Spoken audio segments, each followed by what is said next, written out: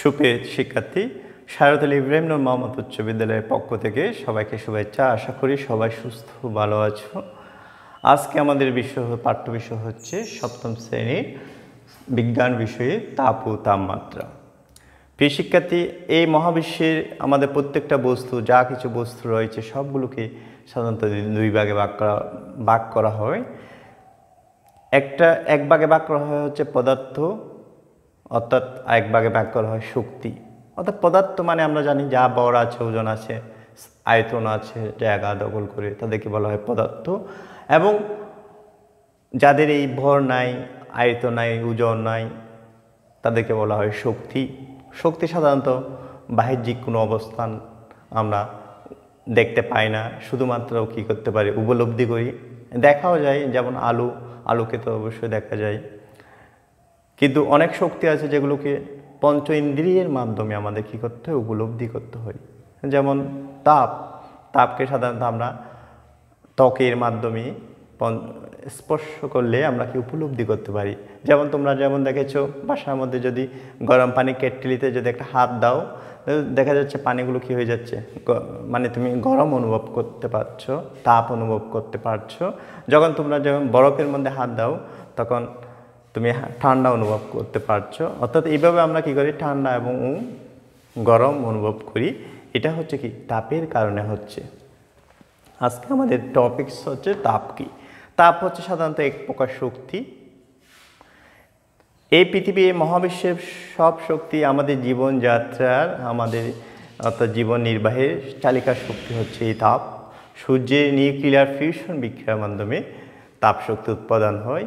এই উৎপাদিত তাপ শক্তি পৃথিবীতে আমাদের সমস্ত জৈবিক কাজে কী করে সাহায্য করি, এবং আমরা আমাদের যে সালোক সংশ্লেষণ প্রক্রিয়া বলতে শুরু করে যত ধরনের রাসায়নিক বিক্রিয়া করে, অর্থাৎ মোট কথা আমাদের কাজের অনেক ক্ষেত্রটা কিসে, এই তাপের উপর নির্ভরশীল। তাপ ছাড়া আমরা এই পৃথিবীতে কারো পক্ষে বাঁচা অসম্ভব হয়ে পড়ে।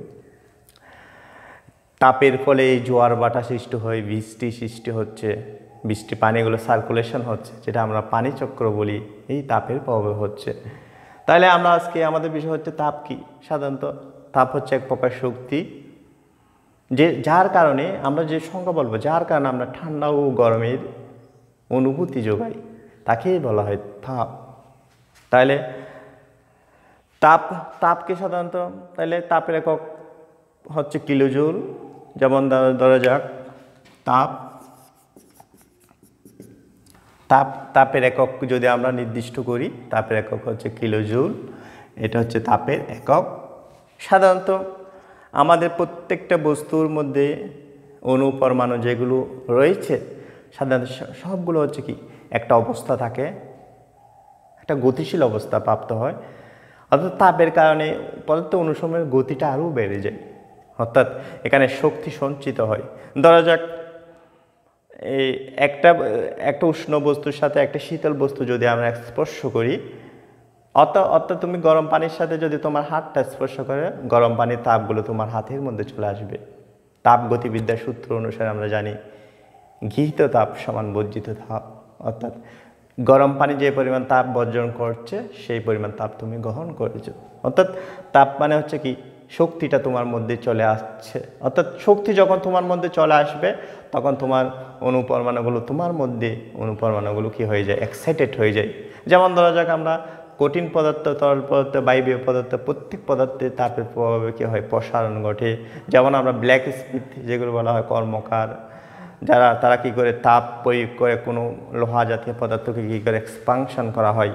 অর্থাৎ এক্সপানশন করে মানে হচ্ছে দৈর্ঘ্য বৃদ্ধি করে, দৈর্ঘ্যপ্রস্থ বৃদ্ধি করে, বিভিন্ন আকৃতির তারা বস্তু, যেমন দা, ছুরি, এগুলো কী করে প্রস্তুত করে, এটা তাপ দিয়ে তারা কী এক্সপানশন করে। তাপের প্রভাবে তরল পদার্থ প্রসারণ ঘটে। যেমন তোমরা যেমন দেখা যাচ্ছে যে ভাত রান্না করার সময় যখন কী হয়, পানিগুলো কী ফুটে উপরের দিকে উঠে এসে, এটা হচ্ছে তাপের কারণে হচ্ছে। অর্থাৎ আমার তাপ মানে হচ্ছে কি, আমরা তাপকে এইভাবে সংজ্ঞায়িত করতে পারি। তাপ মানে হচ্ছে আমাদের মধ্যে যে অনুপরমাণুগুলো রয়েছে, আমার প্রত্যেকটা বস্তুর মধ্যে যে অনুপরমাণুগুলো রয়েছে, সেই অনুপরমাণু শক্তিগুলোকে কী করে, গতিশীল করে দেয়। সে গতিশীল করার কারণে পদার্থ কী হয়, তাপ বেড়ে যায়। অর্থাৎ অর্থাৎ আগে যে তাপ, যেহেতু আমরা বলেছি শক্তি, অর্থাৎ শক্তিটা কী হয়ে যায়, বেড়ে যায়। যেমন আমরা তাপ যদি আমরা না থাকতো, আমরা শক্তি কি মানে আমরা কী করতে পারতাম, বাঁচতে পারতাম না। তাহলে কোনো বস্তু যদি একটা উষ্ণ বস্তুর সাথে যদি একটি শীতল বস্তু কী করি, আমরা স্পর্শ করি, অবশ্যই তাপের কী হয়, আদান প্রদান ঘটে। অর্থাৎ তাপের আদান প্রদান কিন্তু শক্তির উপর, যেমন এই তাপের আদান প্রদান হচ্ছে কি সাধারণত কী হয়, উঁচু এলাকাতে মানে উষ্ণ বস্তু থেকে, অর্থাৎ কম উষ্ণ বস্তু থেকে হয় সঞ্চালিত হয়। তাইলে আবার তাপের আদান প্রদানটা হচ্ছে কিসের উপর নির্ভরশীল, তাপমাত্রার উপর নির্ভরশীল। আমরা পরে ব্যাখ্যা করব তাপের কীভাবে আদান প্রদান ঘটে। এবং আমরা এরপর আমরা বলবো তাপমাত্রা কি। তাপমাত্রা হচ্ছে, যেমন ধরা যাক তুমি যে গরম অনুভব করতেছো সেটা তাপের কারণে হচ্ছে, তুমি যে শীতল অনুভব করতেছো সেটাও হচ্ছে তাপের কারণে হচ্ছে। এখন আমাদের বলবো তুমি কতটুকু গরম অনুভব করছো, কতটুকু শীতলতা অনুভব করতে পারছো, সেটা আমরা কি করি, নির্ণয় করি। সেটা পরিমাপ করাকে বলা হয় তাপমাত্রা। অর্থাৎ তাপের পরিমাণ নির্ণয় করাকে বলা হয় তাপমাত্রা। যেমন আমরা বলি না আজকে এখানে 30 ডিগ্রি সেলসিয়াস তাপমাত্রা, আজকে এখানে 40 ডিগ্রি সেলসিয়াস তাপমাত্রা হচ্ছে। তাহলে এখানে তাপমাত্রা মানে হচ্ছে কি, তাপের কারণে এখানে তাপমাত্রাটা কি হয়ে যাচ্ছে, এক্সপানশন হয়ে যাচ্ছে, বেড়ে যাচ্ছে। অর্থাৎ তাপমাত্রা হচ্ছে কোনো বস্তুর একটা কি তাপীয় অবস্থা, মানে তার মাল স্টেট বলা হয় এটাকে, তাপীয় অবস্থা। তাইলে আমরা আজকে কতটুকু, তাহলে আমি আজকে যেমন আমরা আমাদের মধ্যে জ্বর হলে আমাদের তাপমাত্রা কী হয়ে যাচ্ছে, বেড়ে যাচ্ছে। আমাদের শরীরে যে রাসায়নিক বিক্রিয়া বেশি দ্রুত গতিতে হওয়ার কারণে রাসায়নিক বিক্রিয়া, আমাদের শরীরে যে রাসায়নিক বিক্রিয়া সংগঠিত হচ্ছে, সেই কারণে আমাদের এটা যদি একটু ব্যাঘাত ঘটে, আমার শরীর ব্যালেন্স যদি হারিয়ে ফেলি, তখন জ্বর অনুভব করি। তখন জ্বর অনুভব করা মানে হচ্ছে শরীরের টেম্পারেচারটা কী হয়ে যাওয়া, বেড়ে যাওয়া। অর্থাৎ টেম্পারেচার বেড়ে যাচ্ছে কেন, কারণ তাপের কারণে হচ্ছে, এই তাপের কারণে। তাহলে আজকে বলি না আমাদের জ্বর হচ্ছে 104 ডিগ্রি সেলসিয়াস হচ্ছে, 104 ডিগ্রি ফারেনহাইট আমার জ্বর, তার মানে হচ্ছে কি তাপের কারণে বস্তু তাপমাত্রাটা হচ্ছে কি বেড়ে যাচ্ছে। এখন তাপের প্রবাহ কিন্তু তাপমাত্রার উপর নির্ভরশীল। অর্থাৎ আমরা জানি উচ্চ তাপমাত্রা থেকে তাপটা কি নিম্ন তাপমাত্রা এলাকায় কি হয়, প্রবাহিত হয়। অর্থাৎ এই তাপমাত্রা প্রবাহ তাপমাত্রার প্রবাহ কিসের, যেমন আমরা জানি পানির প্রবাহ হয়, যেমন পানি হচ্ছে কি উঁচু এলাকা থেকে নিচু এলাকায় কী করে প্রবাহিত হয়, কিন্তু তাপমাত্রার উপর কী করে নির্ভরশীল। যেমন তুমি কারো জ্বর হয়েছে, তার হাত তুমি যদি স্পর্শ করো, দেখতে পাবে যে কি হচ্ছে, তাপমাত্রা তোমার এখানে এসে প্রবেশ করছে। তো তোমার হাতটা কি হয়ে যাচ্ছে, গরম হয়ে যাচ্ছে। তুমি কেটলিতে হাত রাখো, তোমার হাত পা কি হয়ে যাচ্ছে, হাতটা গরম হয়ে যাচ্ছে। তার হচ্ছে তাপের কি হচ্ছে, সার্কুলেশন হচ্ছে। তাপের সার্কুলেশন হওয়ার কারণে তোমার শরীরের তাপমাত্রাটা কি হয়ে যাচ্ছে, বেড়ে যাচ্ছে। তাহলে আমরা বুঝলাম তাপ ও তাপমাত্রার পরিমাপ। তাহলে তাপের পরিমাপকে তাপমাত্রা পরিমাপ করা হয়। তাপমাত্রা সাধারণত বিভিন্ন স্কেলে পরিমাপ করা হয়। যেমন আমরা তাপমাত্রা পরিমাপ করার জন্য বিভিন্ন ধরনের স্কেলে রয়েছে। যেমন ধরা হয় বিভিন্ন স্কেলে তাপমাত্রা প্রকাশ করা হয়, যেমন কেলভিন স্কেলে প্রকাশ করা হয়, সেলসিয়াস স্কেলে প্রকাশ করা হয়, ফারেনহাইট স্কেলে প্রকাশ করা হয়। তাহলে আজকে আমরা একটা, যেমন আমরা আমাদের থার্মোমিটারে যে আমরা একটা পারদ থার্মোমিটার ব্যবহার করি, তোমরা প্রত্যেকে তোমাদের বাসার মধ্যে দেখেছো, আমরা তাপমাত্রা মাপি, এটা কি মাপার যন্ত্র একটা ব্যবহার করি, যেমন ফারেনহাইট পারদ থার্মোমিটার ব্যবহার করি। অর্থাৎ পারদ থার্মোমিটার হচ্ছে এমন এটা এক ধরনের থার্মোমিটার যেটা সাহায্যে কী করা হয়, পারদের কি হয়, তাপ বেড়ে যাওয়ার সাথে সাথে পারদ হচ্ছে এক্সপানশন হয়। তোমরা জানো যে পারদ হচ্ছে একটা কি ধাতু, তরল ধাতু। পৃথিবীর একমাত্র তরল ধাতু হচ্ছে কি পারদ। এই পারদ, আজকে আমরা পারদ থার্মোমিটার সম্পর্কে ব্যাখ্যা করব। যেমন এটা একটা ধরা যায় পারদ থার্মোমিটার। এই পারদ থার্মোমিটার মধ্যে আমরা কি করি, এই এটা পারদ থার্মোমিটার ধরে যাক, পারদ থার্মোমিটার। এখানে আমরা কি করি, এটা একটা সৌর, এখানে মাঝখানে একটা কি সৌর কাঁচনল থাকে। এই সৌর কাঁচনল, এখানে কতগুলো ছোট ছোট দাগ থাকে। যেমন এই পারদ থার্মোমিটার সৌর কাঁচনল, এখানে কতগুলো ছোট ছোট দাগ থাকে। এগুলো দাগগুলোকে আমরা বিভিন্ন স্কেলে সংজ্ঞায়িত করি। এখানে ছোট ছোট কতগুলো দাগ থাকে। আর এই পারদ থার্মোমিটার সব কালো কালো কি থাকে, পারদ থাকে। এটা একটা হচ্ছে পারদ থার্মোমিটার। এই পারদ থার্মোমিটার ছোটো ছোটো এখানে দাগান্বিত থাকে। এখানে এই পারদ থার্মোমিটারের মধ্যে আমরা যখন কোনো বস্তুকে যদি উষ্ণ বস্তুকে স্পর্শ করে পারদে, আমরা জানি প্রত্যেকটা পদার্থ কি হয়, তাপ প্রয়োগের ফলে পদার্থ কি হয়, এক্সপানশন ঘটে, অর্থাৎ পদার্থ কি হয়, সম্প্রসারিত হয়। যখন আমরা যদি তাপমাত্রা বেড়ে যায়, এখানে কোনো একটা বস্তুকে উত্তপ্ত কোনো একটা বস্তুকে রাখি, তখন পারদগুলো কি হয়ে যায়, আস্তে আস্তে এক্সপানশন, যখন পারদ এই পর্যন্ত আছে, পারদগুলো আস্তে আস্তে এক্সপানশন হয়ে একটা দাগের উপর মানে বেড়ে যায়, নিচু জায়গা থেকে কি উঁচু জায়গায় চলে আসে, পারদের কী হয়, বৃদ্ধি ঘটে। আমরা পারদ এখন আমরা কতটুকু বৃদ্ধি পাইছি সেইটার উপর নির্ভর করে আমরা কোনো বস্তুর তাপমাত্রা নির্ণয় করি। এইরকম আমাদের তিনটা থার্মোমিটার রয়েছে, তিন রকম থার্মোমিটার রয়েছে, যেমন একটা সেলসিয়াস স্কেলে, একটা ক্যালভিন স্কেলে, একটা হচ্ছে ফারেনহাইট স্কেলে। সেটা সম্পর্কে আমরা পরে আলোচনা করব। এই পারদ থার্মোমিটার যখন কোনো একটা উত্তপ গরম কোনো বস্তুর সাথে যখন আমরা স্পর্শ করব, তখন পারদগুলো কী হয়ে যাচ্ছে, বেড়ে যাবে।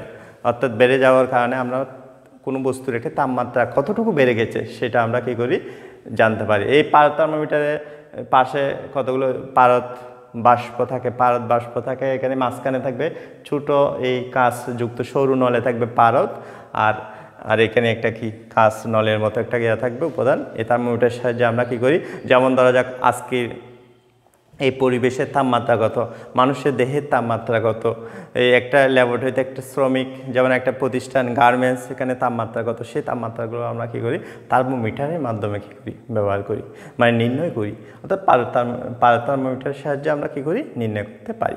অর্থাৎ পারদের এই ধর্মকে কাজে লাগিয়ে আমরা একটা থার্মোমিটারটা কী করা হয়, প্রস্তুত করা হয়।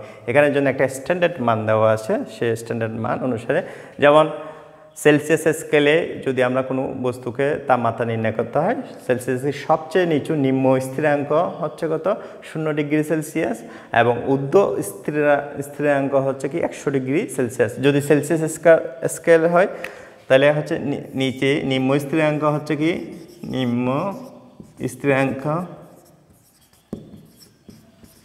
0 ডিগ্রি সেলসিয়াস, আর ঊর্ধ্ব স্থিরাঙ্ক হচ্ছে 100 ডিগ্রি সেলসিয়াস।